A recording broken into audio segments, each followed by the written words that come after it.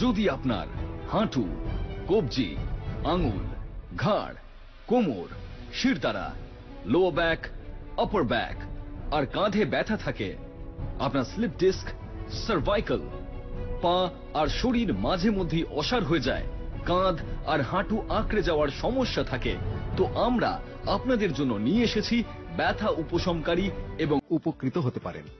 অর্থায়ু পেশি আর গাঁটের ব্যথায় সবচেয়ে বেশি কার্যকরী, আর এটা খুব দ্রুত কাজ করে। শরীরের যে কোনো পুরনো ব্যথা হোক, মাংসপেশিতে টান লাগুক বা ফুলে থাকুক, লুকোনো চোটের ব্যথা, মাংসপেশিতে চোটের ব্যথা, হাঁটুতে কার্টিলেজের ক্ষয়ে যাওয়া, হাড়ে হাড়ে ঘষা লাগা, হাঁটুতে শব্দ হওয়া, এর গুণগত উপাদান গাঁট আর মাংসপেশিকে ভেতর থেকে মজবুত করে। 50 বছর বয়সে আমার হাঁটুর ব্যথা শুরু হয়। হুইল চেয়ার ছাড়া আমি কোথাও চলাফেরা করতে পারতাম না।